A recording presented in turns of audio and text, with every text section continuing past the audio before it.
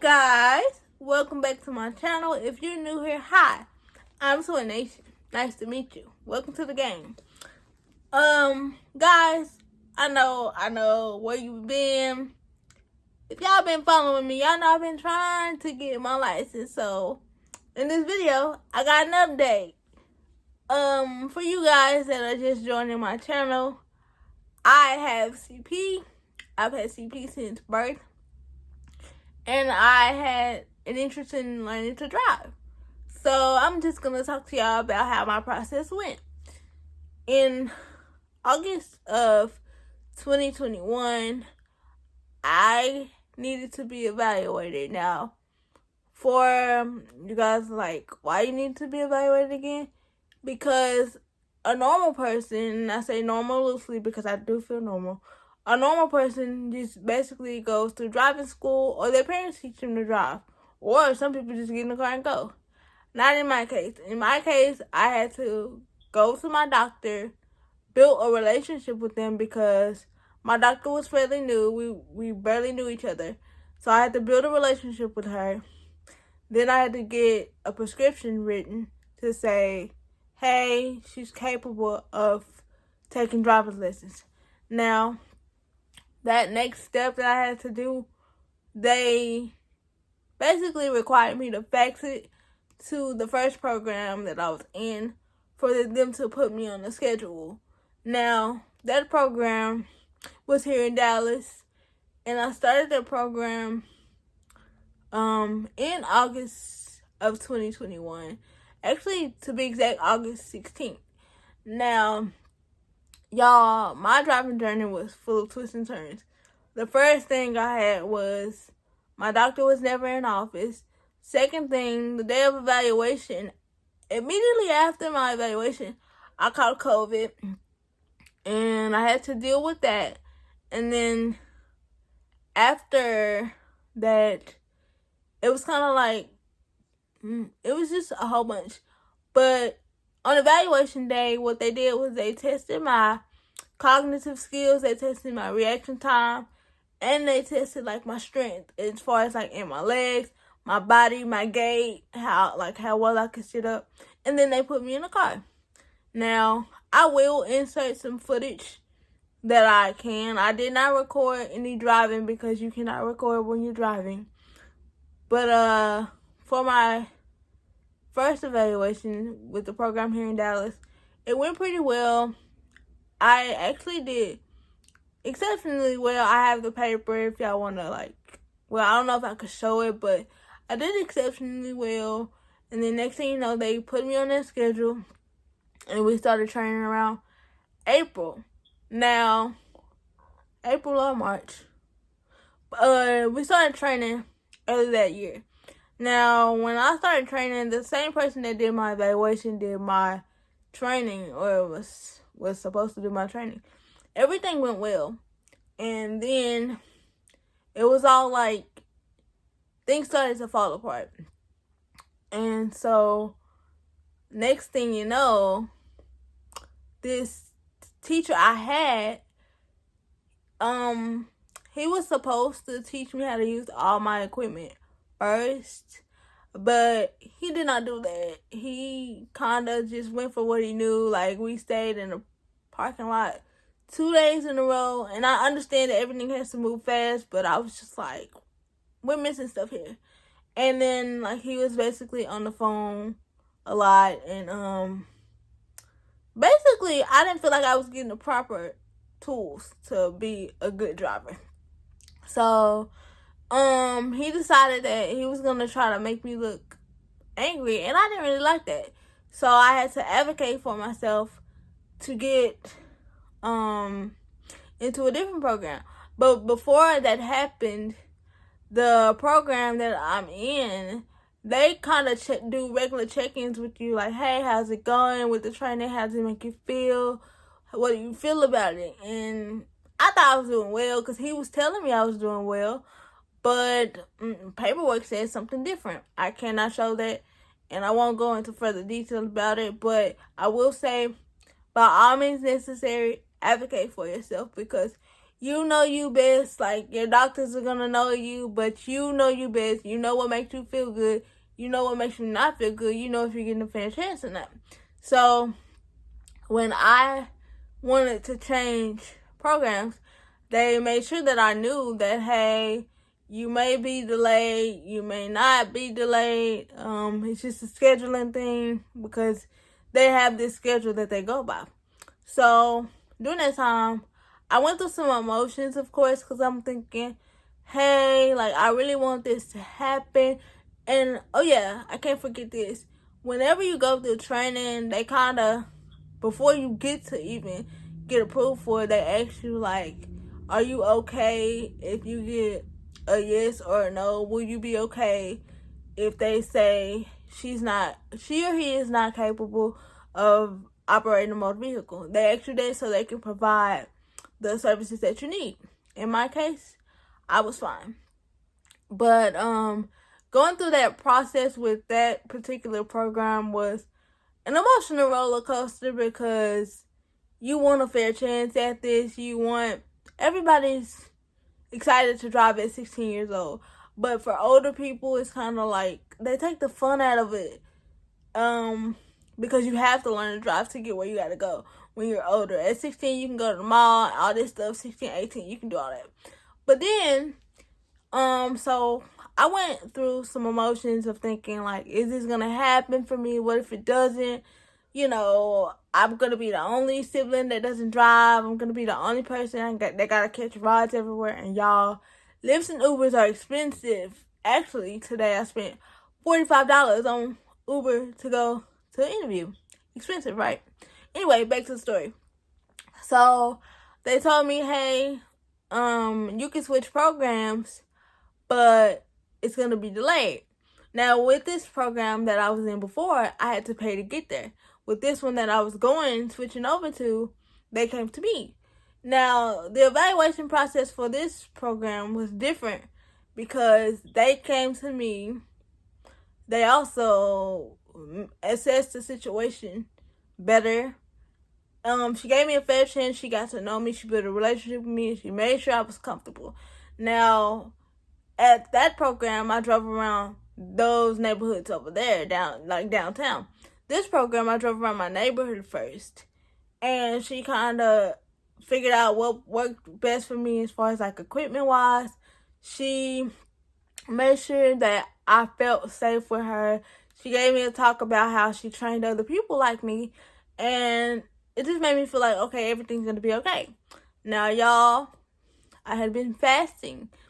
After I did my evaluation in September, I had been fasting, and I was just, like, wanting to know, God, like, I need you to walk me through this, like, and all I could hear was just trust me and see it through.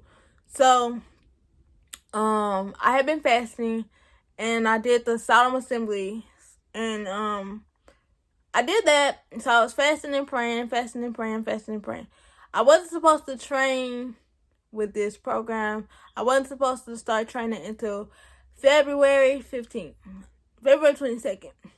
So, February 22nd comes, y'all, back up. I wasn't supposed to train until February, but January 25th comes, and they tell me, hey, so we have a huge cancellation in our schedule. Would you be able to finish your training tomorrow? Y'all, I was nervous. I was like, I don't know what to do. Like, I know I really want this, but am I ready? I said, God, can you guide me? And God was like, go for it. Go for what you know. And so the next day, I'm like, I was up, ready. You know, I would go driving in the morning from 9 to 4. And I did that for about 2 weeks. Y'all, another twist and turn comes. We're training, and it was just like stuff was happening. Now, with that first program, they was teaching me to drive with faulty equipment. That's not safe, right? So, that was matter I had to bring up with the other people, like, hey, he's not telling the whole story. I'm dropping with faulty equipment. And if I can, I'm going to insert some pictures of stuff I can. So when I got to the other program, they made sure everything was working. She had multiple options of equipment that I could use if I didn't feel comfortable with what they started me with. They started me with 50 something hours, I think, in training. They started me with that. But y'all, it was close time for me to, like, this was my second to last day training, and there's a church across the street from my house. So we were over there and we're like parallel parking. And we didn't see anybody to say, like, hey, can we do this and then go home? But we see a random truck, and like the vehicle I was in had the program on side of it. So we're thinking, okay, they'll understand we won't be here long. Y'all, this random truck came, and then a deacon pulls up. You guys are not supposed to be here, like being all mean. And so my teacher's like, oh, we were just parallel parking, we're about to go. Well, this is private property, blah, blah, blah, blah. And so I'm like, okay. But my teacher's like, okay, we were just, we were just using it for like 2 seconds. She lives right across the street. We're gonna leave.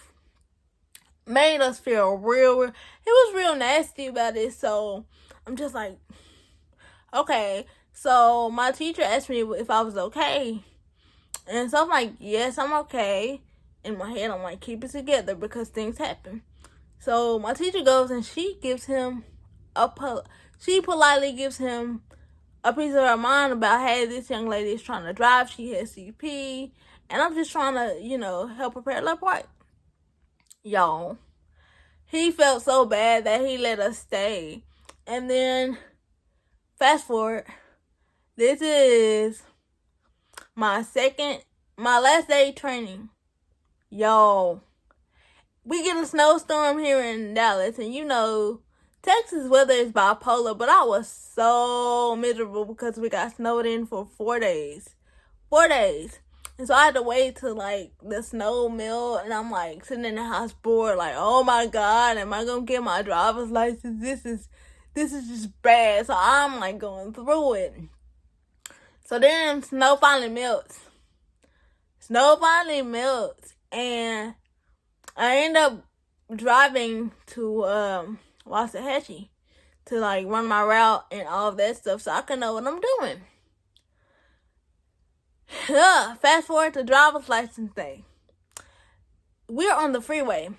First, it's raining, and she forgets the stuff that we needed to be able to take our test. So she forgets some of it, and she has to print it off. Y'all, we get on the freeway, and it's cows on the road, like cows on the freeway, and we like telling the people. She calls the people like, hey, there's cows on they were like trying to get on the freeway. So she calls them, and y'all, it was pouring down raining. So I'm like, I done did my makeup. I look pretty, like I look super pretty. So I was like super excited, but I'm like, it's raining on the day I'm supposed to take my test. So we get to the DPS or whatever, and they say AA031. Because that was my call number. I remembered it. We get there. The lady tells me, take a picture, and I'm just like, if I pay this $11 and I don't pass, I'm going to be mad. But they're like, say cheese. Y'all, I took my test. My stomach was in my butt. And then they changed my route. And so I was like, okay. Then my teacher couldn't be anywhere else. Like, she couldn't be in the car or nothing like that. So the lady gets me all comfortable. She's like, hi, I'm Donna. And I'm like, hi, I'm Bree. And she's like, okay, we're going to do this, we're going to do that. Y'all, I got to the very, very end of my test. And not the very end, but I was close to finishing. And all I thought was, floor it and finish it. Because I was just like, okay. I was nervous, but I was like, get it done because you really want your license and stuff like that. I was so nervous. My stomach was in my butt. Like, I just knew. I was like, if I don't pass, like, I'm just gonna cry. And my teacher was like, it's okay if you don't pass the first time. I'll see you in May. And I'm like, May? Like, I'm like, no, because I turned 30 this year in May. So I'm like, no, I need my license before 30. Y'all, that lady got out the car when I was finished. She got out the car, she nodded to my teacher. She didn't say anything to me. So she nodded to my teacher and she goes, my teacher opens the door and says, congratulations. I boo-hooed. I cried. And so I sent around the SpongeBob meme. When SpongeBob first got his license, I'm going to try to insert it. I sent that around for my friends and family. And, like, they were crying. They were happy. Y'all, that day was so emotional. But that's pretty much how getting my license went. If y'all want more, like, if y'all want me to go into detail about how to go about doing it, drop it in the comments. Y'all can even leave your girl congratulations. But I'm so excited that I'm a licensed driver now. I will explain that I do have more stuff to do. But yeah, if y'all want me to talk about that more, leave it in the comments. Don't forget to like, comment, and subscribe on this video. I'll catch y'all next time. And remember, it's a twin thing. They wouldn't understand. Thanks for joining the game.